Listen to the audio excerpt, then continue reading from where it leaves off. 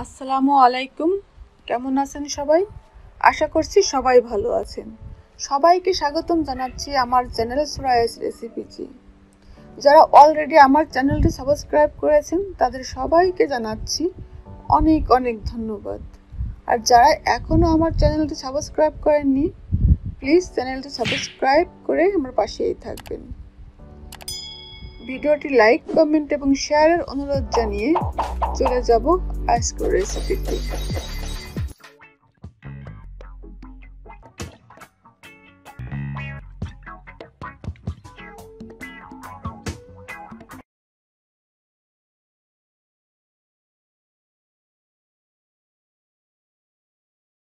আর আজ আপনাদের জন্য নিয়ে এসেছি তান্দুরি মশলার রেসিপি।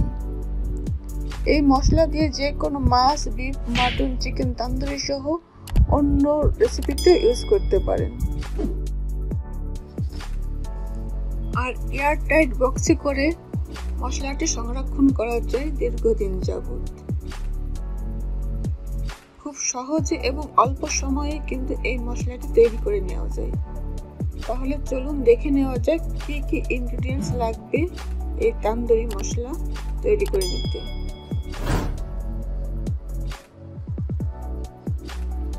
দশটি এলাচ,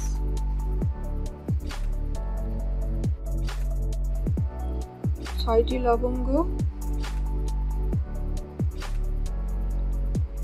1 চা চামচ গোলমরিচের কর্ন, 1 চা চামচ ড্রাই মিন্ট লিভস, 1 টুকরা জয়ত্রী, 1 চা চামচ মেথি, 1 চা চামচ ড্রাই রসুনের পাউডার, 1 চা চামচ ড্রাই আদার পাউডার,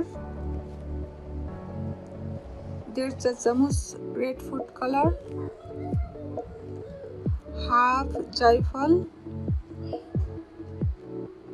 2 টেবিল চামচ ধনিয়া, জিরা 1 টেবিল চামচ,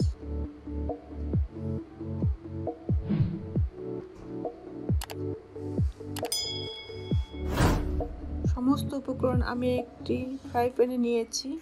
আর মরিচগুলিকে আমি একটু ভেঙে নিচ্ছি গ্রাইন্ডার পদার্থে।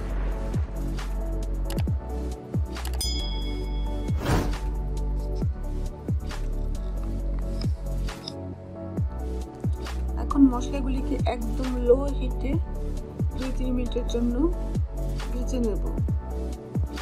বেশি ভাজা যাবে না, এতে মশলা কালো হয়ে তিতা হয়ে যাবে আর মশলার সুগন্ধ নষ্ট হয়ে যাবে।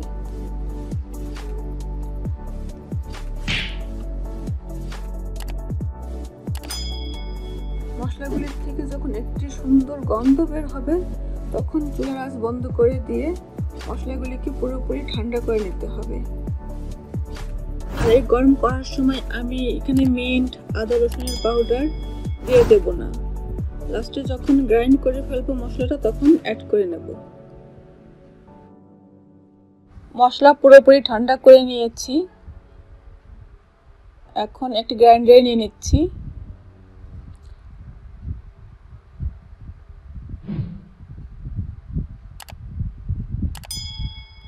মশলাগুলি গ্রাইন্ড করে নেব। আপনারা কিন্তু শিলপাটার সাহায্যেও গুঁড়া করে নিতে পারবেন। গ্রাইন্ড করা শেষ হলে এর সাথে অ্যাড করে দিচ্ছি মিন্ট। মশলা একটি বলে নিয়ে নিচ্ছি আর এর সাথে অ্যাড করে দেব ড্রাই আদা রসুন পাউডার আর রেড ফুড কালার। সবকিছু ভালো করে মিশিয়ে নিচ্ছি। এখানে ফুড কালার আপনারা চাইলে কিন্তু স্কিপ করতে পারেন।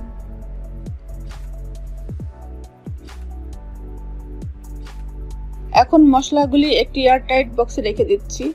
দেখলেন তো কত সহজেই ঘরে তৈরি করে নিতে পারেন রোস্ট মশলা। আশা করছি আমার রেসিপিটি ভালো লেগেছে। আজ এই পর্যন্তই। হাজির হব নতুন নতুন রেসিপি নিয়ে। আর আমার নতুন রেসিপির আপডেট পেতে সাবস্ক্রাইবের সাথে পাশের বেল আইকনটি ক্লিক করতে ভুলবেন না। সবার সুস্বাস্থ্য মঙ্গল কামনায় বিদায় নিচ্ছি। আল্লাহ হাফেজ।